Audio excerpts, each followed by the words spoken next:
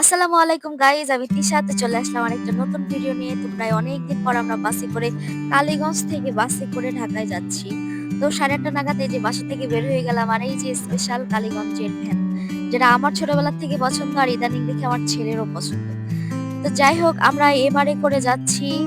আর আমরা 8:30 নাগাদ কাউন্টারে পৌঁছে যাই, কিন্তু গাড়ি আসে 9টার দিকে।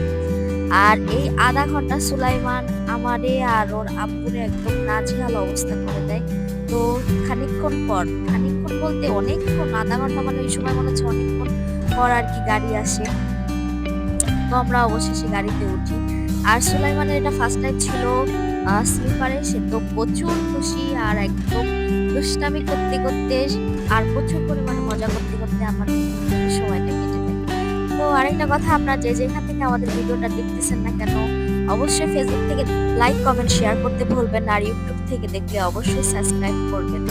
তো যাই হোক, আমরা তিনজনে মিলে কিন্তু প্রচুর মজা করি। আর আপনারা যে আগের আমাদের ভিডিওতে বলতেন যে ভাই হাসে না কেন, কিন্তু এখন থেকে সব ভিডিওতে যখন ভাইরে দেখবেন সে হাসবে।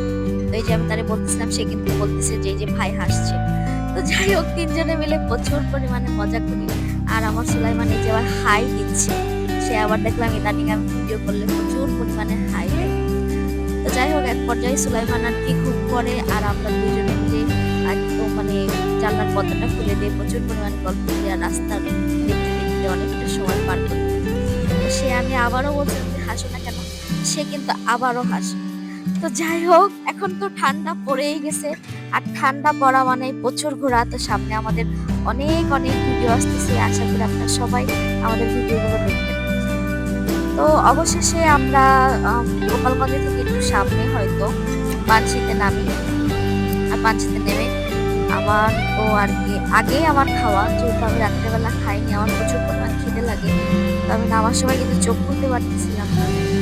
তো অবশেষে হাত মুখ ধুয়ে আমরা দুজন খাওয়ার জন্য বসে যাই। আর ওই দিন আমরা খিচুড়ি আর গরুর গোশ খাই। তো খিদের জন্য আমরা যে স্বাদ কেমন এটাও আমার আমার বিশেষ করে মনে নেই, কিন্তু সে বলতেছিল যে না, খাবারটা ভালো ছিল একদম। আমি যেটা দেখলাম যে চট্টগ্রাম রোডেও যেরকম হোটেলগুলি যেরকম, পানশিও একদম সেম ভ্যাট নেয়। বিলে যে ভ্যাটগুলি হয় সেই ভ্যাটগুলি এখান থেকে নিচ্ছে। তো যাই হোক, কি খাইলাম জানি না। তো 450 টাকার মতো আমাদের বিল হয়।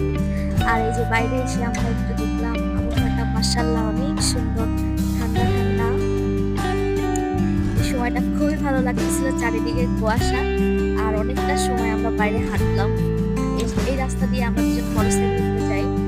তখন একটা যাওয়ার আজকে সেম রোডে দুজন গিয়ে একদম কুয়াশার মাঝখানে দাঁড়ালাম, সেরকম আরেকটা ফিল ছিল।